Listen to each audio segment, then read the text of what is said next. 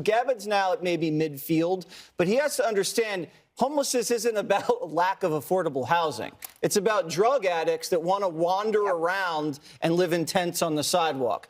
And so you can't coddle antisocial behavior. You can't subsidize antisocial behavior. You have to stigmatize it. You can't celebrate people with purple hair, with nose rings, 4 kids with 4 different men who are dressed like trash and make them out to be some sort of cutting-edge heroes. You have to call them what they are. These are people that have failed in life, and they're on their deathbed. And if we're not honest about it, we're never going to fix this problem. Jesse Waters claims that we need to fix the problem of homelessness right after cluelessly demonizing and mischaracterizing many reasons people become homeless and addicted to drugs in the first place. They're just generalizations like purple hair, nose rings, and 4 kids by 4 different men. They use this to convince viewers that they're lesser members of society for simply existing. Oh, and don't forget, the former president that they worship has 5 kids by 3 different women. Make that make sense. Conservative pundits and politicians like to claim that punitive and ostracizing measures solve these problems, but never give any details as to why that makes any damn sense. Just statements based off of their hatred and superiority complexes. There's this assumption on the part of the feelers, like Jessica and Jesse's mother, that the unfeelers, that is me and Jesse, we don't consider the empathetic stance. We have, actually. That's the first rung of the ladder.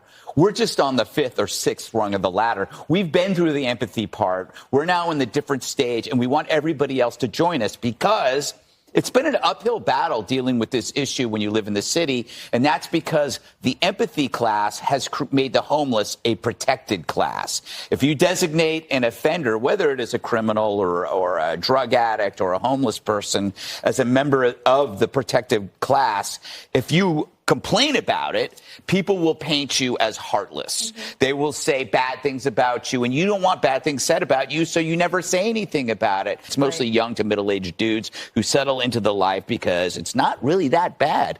Hobos on heroin? I mean, think about it. You don't pay any bills, you got no mortgage, you get free stuff. I've been thinking about it. But, you know, I like clean bathrooms. Greg Gutfeld wants everyone to join him in the hatred stage of the issue of homelessness. But he still didn't attempt to give any ideas as to how the hatred leads to effective policy change. Because the things that would have to change are the things that he and Waters claim don't contribute, like uncontrollable housing costs and for-profit healthcare systems that promote prescription-based drug addicts first.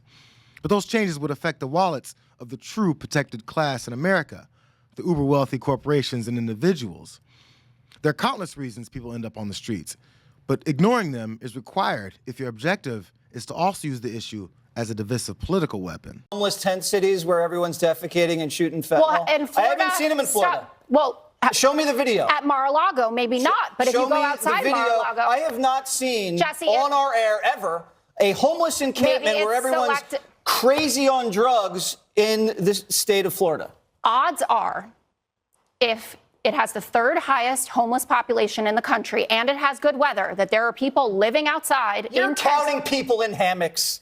You're not counting real homeless. I will take this as an utter victory that he has gone to. These people are in hammocks. It's an utter loss. I still have not seen a video of anyone homeless in Florida. Well, someone in the control room, please find one because they're definitely out there. You it has can't the count 3rd highest passed out tan people on the beach as homeless. Temporarily unconscious. Yes. I'm embarrassed for you. Every time Jesse Waters loses one of these pointless discussions, the rest of the hosts get really quiet, and he reverts to cracking jokes to cover for this ignorance that he just spewed everywhere. And just in case anyone was buying what he was selling, Ron Filipkowski posted what everyone already knows about Florida.